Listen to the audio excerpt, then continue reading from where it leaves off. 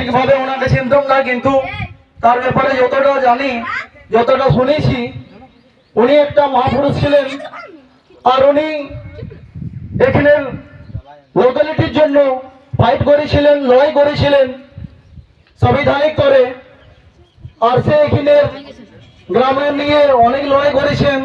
তারই উপলক্ষে এখানকার স্কুল হয়েছে, এখানে রোড বেরিয়েছে গাড়ি। স্বর্গীয় মনোহর রায়, তাকে কোটি কোটি ধন্যবাদ। চিন্তা ভাবনা করি কি এরকম মানুষ গ্রামে অনেক কমই, কি নিজের ঘর পরিবার ছাড়ে একটু সমাজের জন্য চিন্তা করে, যে সমাজ নিয়ে ভাবে। মানুষটাকে আমরা 7वीं বর্ষগাঁঠ উপলক্ষে আমরা শ্রদ্ধাঞ্জলি দিতে গ্রামে এসেছি। আমরা ওনার কাছে কিছু অমনি কিছু করতে পারি না, আমরা এখন তো কিছু করতে পারি না, কিন্তু ওর থেকে আমাদের লোকালিটিকে এত কিছু দিয়ে গিয়েছেন। আর আমরা আজ এত বড় পঞ্চায়েত, বিধানসভা, সংসদীয় ক্ষেত্র, তা আমাদের স্থিতি এত দয়নীয় আছে,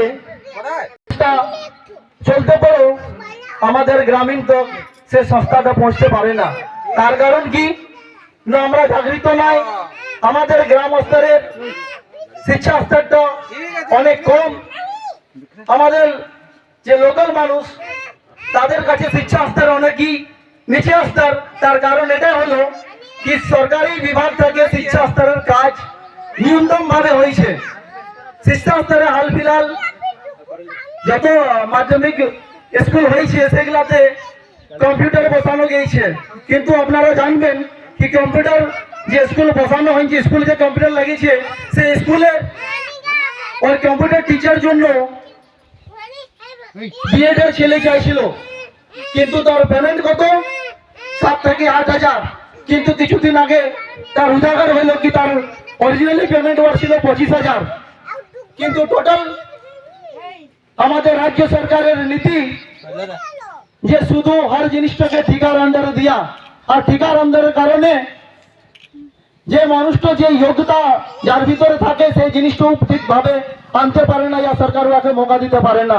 আজ সরকারের সিস্টেম মনে হয় হর স্কুলে 40টা বাচ্চা তো একটি টিচার, কিন্তু নির্সা বিধানসভাতে আপনি দেখবেন এই জিনিসটাকে মানে ফলো করে। হর গ্রামের কমিটি বানা হয়, গ্রামের লোককে অধ্যক্ষ বানা হয়, তার 10টা কমিটি মেম্বার থাকে। সে কমিটি মেম্বার এই স্কুলটা